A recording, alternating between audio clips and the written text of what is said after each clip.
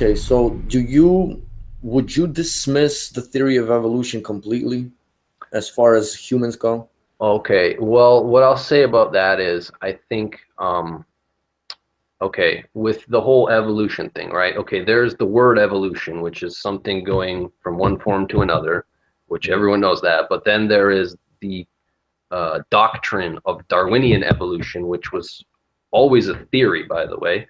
So Right. I find it very, just to start off, I find it very suspicious when a theory is being sold as a fact, because science, if you're calling it science, right, that word in Latin or Greek, it means to know. In other words, there's no theory there.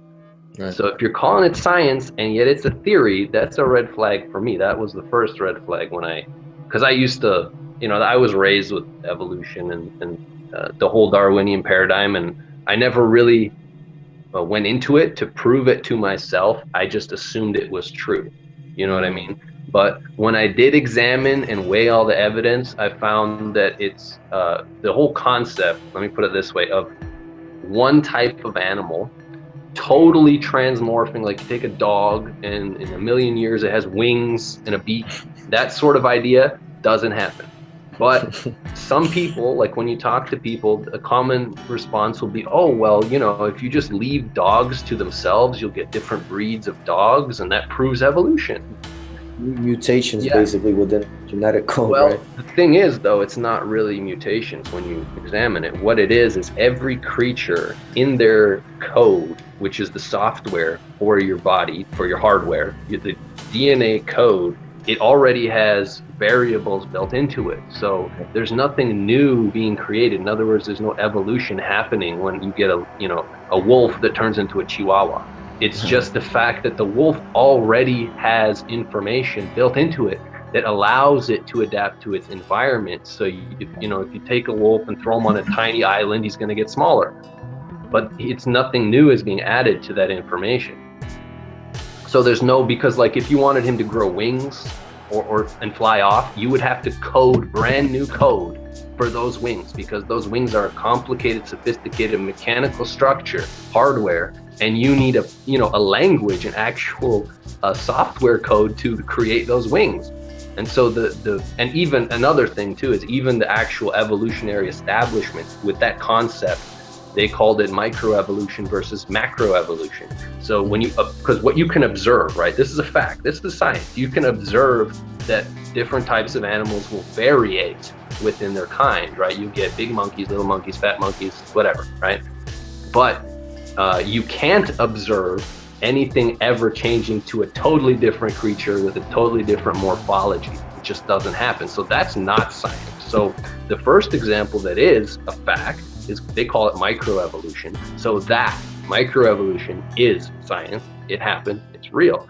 But what happened with the whole philosophical theory of Darwinian evolution was he just extrapolated that with no proof, by the way. He just said, oh, well, we see dogs turning into other dogs. And this is how his mind process went when he was, looking at these animals in the Caribbean or wherever he was, and he saw how weird they looked and how many variations there were. He said, well, surely they'll just turn into another animal given enough time, right? And that is totally philosophical. That's not scientific. But that became the basis for the whole theory of Darwinian evolution. So when you have that concept of one animal turning into a completely different form, right?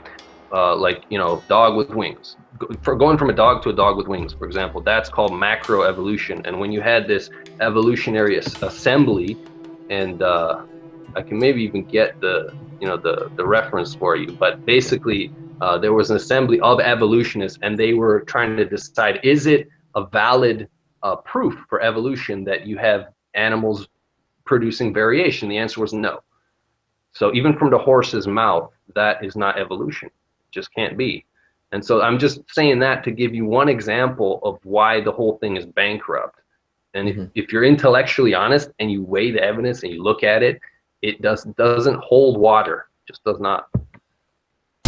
So do you think for them it was like, when the Darwin, because from what I understand, Darwin would travel throughout the world and just observe these things and, like you said, make theories, right?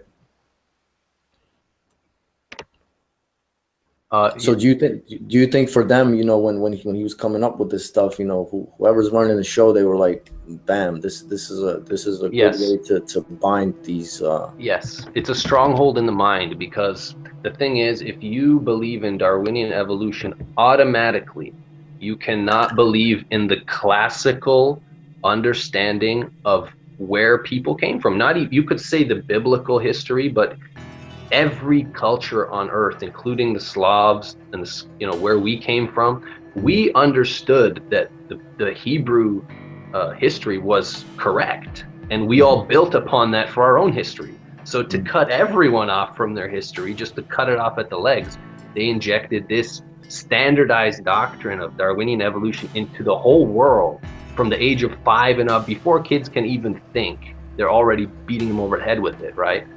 And so you cannot hold a view of, well, we came from bacteria and monkeys at the same time as, well, we were created from Adam and Eve. It just doesn't work.